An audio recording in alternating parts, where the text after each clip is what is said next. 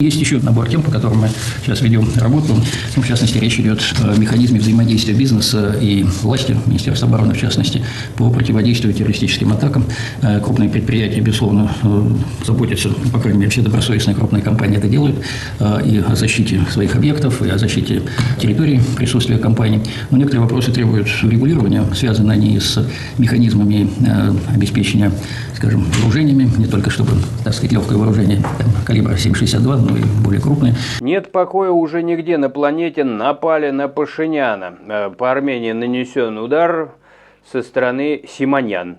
Армянка напала на Армению. В общем, сейчас мы это все разберемся. Страшновато, жутковатый инцидент. Очередной мигрант просто в Триесте в открытую на улице напал на местную жительницу, повалил ее на землю. Понятно, что он хотел сделать, она кричит о помощи. Все смотрят, то есть мигрантов завозят, и в Европе тоже инциденты довольно лютые происходят достаточно регулярно. Полицейское расследование в Уэст-Йоркшире, покушение на Барранкилье.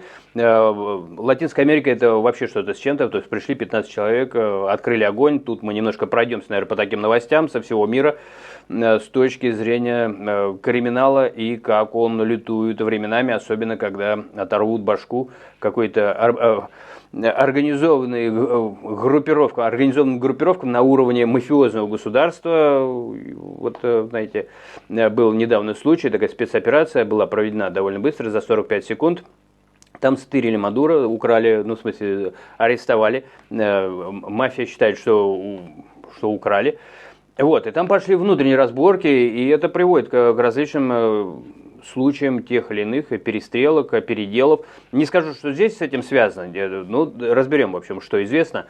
Такие кадры вообще, прям бои на улицах, в общем, по всему миру это встречается. Увольнение судьи в Челябинской области, судьи что-то теряют свои места, одни за воровство, другие за высказывания, скоро без судей останется Россия.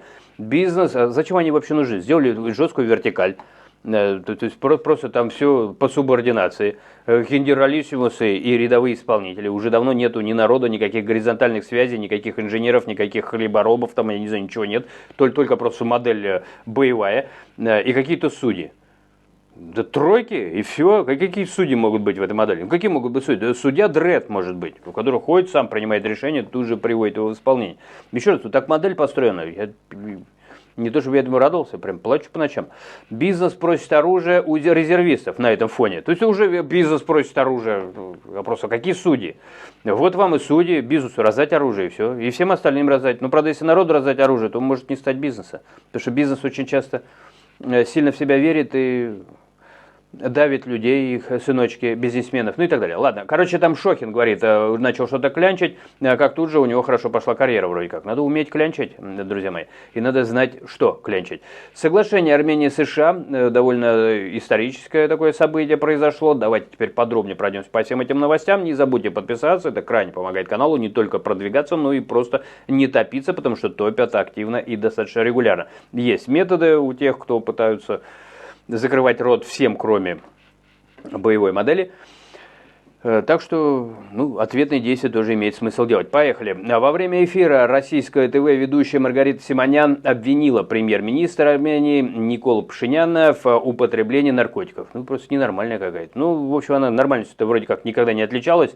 Да, если вспомнить вообще, с чего она свою карьеру начала, то есть там ни святого ничего нет, все это доказано, передоказано, то что совершенно адские чувствительные темы брать и подгонять их под заказ, там в плане, изменения цифр, там заложников, погибших, считается, что вообще из-за нее и погибло больше. По крайней мере, я придерживаюсь тоже этой версии. И она кого-то в чем-то обвиняет. Это просто что-то нонсенс. Причем я на что бы обратил внимание, не знаю, как вы обращаете или нет, они все время всех обвиняют в одном и том же. У них все наркоманы. Вот просто. Вы знаете, у меня был, я как иногда рассказываю эту историю, был человек, который прошел всю войну, я на проспекте Мира тогда жил, и у нас был сосед, который прошел всю войну, он прошел кошевозом. Кстати, когда вы смотрите нынешние фильмы, там на машинах все возят, нет, на подводах там в основном возили, машина большая редкость была. Вот, это так, в плане исторической достоверности. Вот он на подводе ездил, возил эту кашу, ни одного немца не видел, всю войну прошел, молодец. Алкоголик был страшный, ему говорили иногда, ты что пьешь? Все время забываю, как его, то ли Степан Иванович, или... в общем, это и не важно. И говорю, что ты пьешь?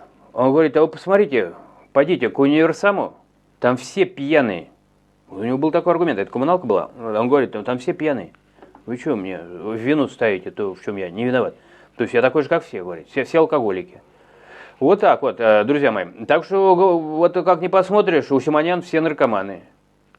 У меня сразу мысль такая. Может быть, еще не поздно ей помочь. То пострижется, то обрастет такая. И вот она говорит, все наркоманы вокруг. Осоловелым взглядом. Короче говоря, вот теперь она выяснила, что Пашинян наркоман. Ну, все, мне кажется, уже можно не обращать внимания. Употребление наркотиков. И заявил, что он съел все грибы в Ереване. Ну, если это вот так. Другие пропагандисты поддержали нападку, они в курсе, значит. Спикер Национального собрания Армении Ален Симонян ответил фразой «фантастические существа». Ну, просто меня удивляет то, что какой смысл на это вообще внимание уделять этому. С другой стороны, я считаю, что Симонян, она уникальный человек, просто вот такого второго не найдешь. Мало того, чтобы добиться, будучи армянкой, чтобы тебя, а это факт, ей закрыт въезд в Армению. Это, понимаете, он мне не закрыт. Я уже бывал в Армении, вот планирую еще покататься. Мне нравится Армения, очень гостеприимная. Мне пограничники, они говорят, давай посмотри, у нас много интересов. Прям так говорят. А Симонян, они говорят, иди отсюда. Представляете, армянка. Это просто феноменально, просто это уникально. Мало того, что такого мало где увидишь хоть в какой-то стране, обычно люди могут репатриироваться, где бы ты даже не родился. А так, чтобы тебе закрыли въезд, да еще и кавказская страна. Там, где этому особое внимание уделяется, это нужно быть Симонян, наверное. Я просто это человек, который превзошел вообще все то, что может произойти. Вот, но не отреагировали, наверное, может быть, просто в каком-то смысле, просто я не знаю даже. И один раз отреагировали на ее вообще существование и закрыли въезд в Армению, а второй раз послушали, видимо, что она несет. Мне кажется, однажды ей откроют въезд. Но только сразу в дурдом, потому что надо помогать своим. То есть они поймут, что она не злая, просто привет. Наверное, так. Я просто не знаю, как это может развиться еще. Российская пропагандистская риторика, по наблюдениям, копирует приемы против Украины. Вот, по крайней мере, так они высказываются. Тем временем в Триесте, Италия, в дневное время снято было видео, как нелегальный мигрант, очень огромное количество нелегалов, это просто что-то с чем-то, как они туда попадают. Я постоянно разбираю как, так что это, конечно, не вопрос какой-то такой, скорее риторический. Мигрант напал на женщину прямо на улице, прижал ее, она кричала о помощи. Недавно, только что, вот афганский мигрант там просто в школу залез, сделал целую операцию, там затащил, значит, в туалет школьницу. Полиция пытается установить личность нападавшего и проводит следственные действия. Но я уже высказывал свою точку зрения, их зачем завозят огромное количество. Это в те страны, в которых боятся своего народа, может быть. Опять же, если это массово происходит, если это не просто закидывают там, через польские вот эти тоннели, да, то есть пытаются же наполнить Европу. То есть там Польша бьется на границе, Болгария тоже там вставали, она даже в Шенген позже попала, потому что напичкивают вот этих деятелей. Вот, и они вот подобные вещи выставляют. Но если их массово куда-то завозят на какую-то территорию, то вот моя теория, что это когда государство боится своего народа, то им это может быть удобно, такое замещение. Вот, потому что свой, он всегда легитимен, да, он может и власть забрать, сам дал, сам и заберет. Но вот здесь, я не знаю, здесь может быть и такие просочившиеся. В Уэст-Йоркшире, Великобритания, полицейский стал фигурантом тем временем внутреннего расследования после появления в сети видео, где он отталкивает африканского мигранта. А полицию по рукам бьют, вот в данном случае Великобритания. Здесь мы можем брать просто Европу, да, как единое целое. То есть полицейский, причем он отталкивал, его просили, его вызвали, те нападали, те вели себя, там нападали.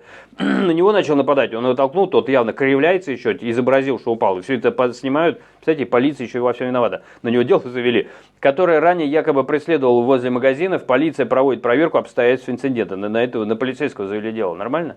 Вот кто это все делает? В северной части Барранкильи, Колумбия, около 10 вооруженных, там порядка 15, в общем, разница информации, людей в масках открыли огонь просто по бизнесмену Раулю Антонио Монтесу Хименесу. Один охранник погиб, 3 раненые. Сам Монтес уцелел благодаря бронированной машине и быстрой реакции охраны. Просто бои идут.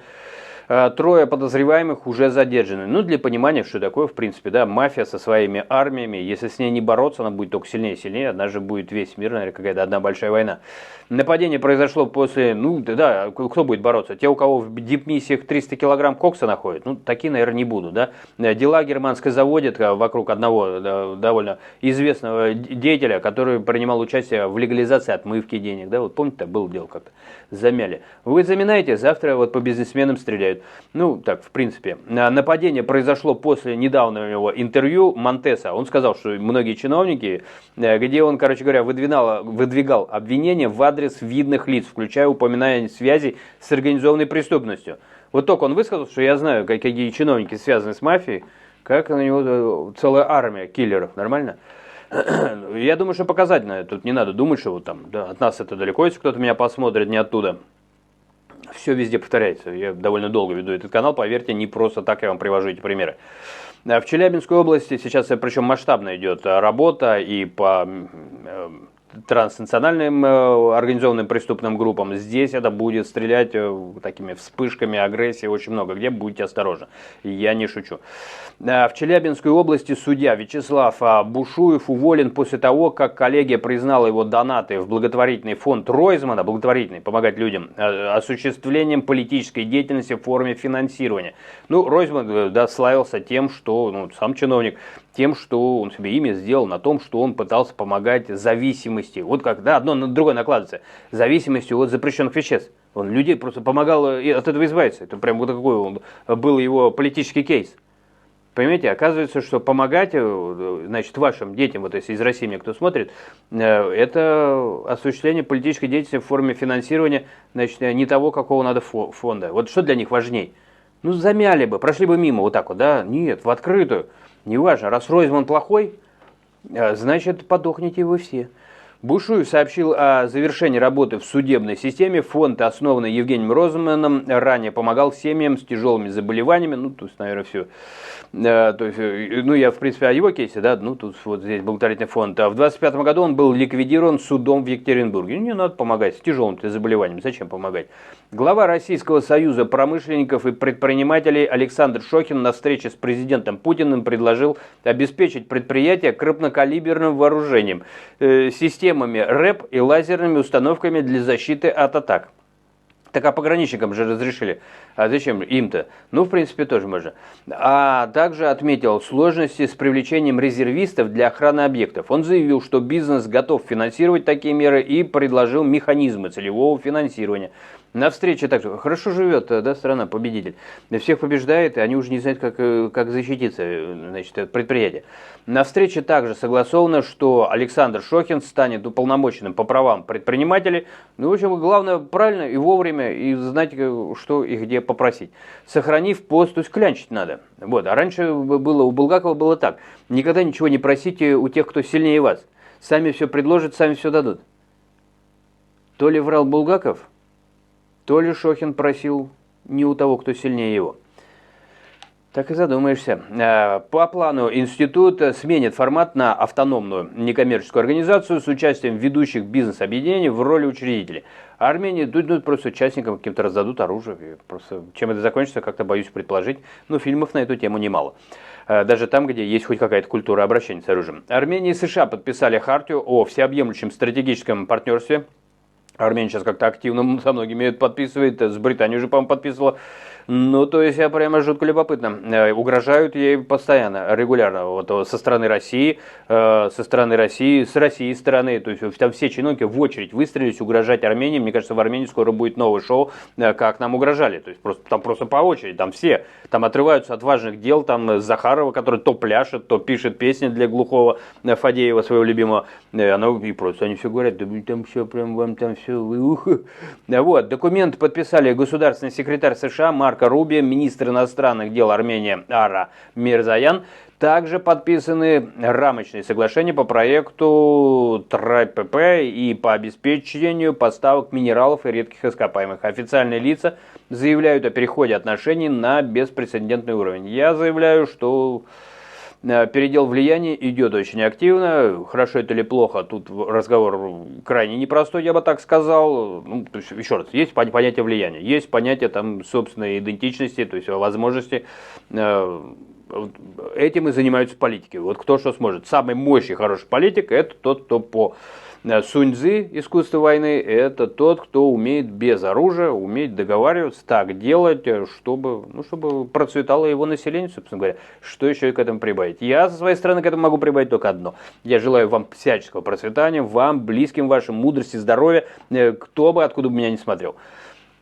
Я знаю, что мои эти пожелания очень злят по комментариям. Это вижу некоторых, кто любит все время рвать, жрать. Ну, понимаю, что поделать, вот так вот. Выпадут скоро у них зубки от негодования. Увидимся.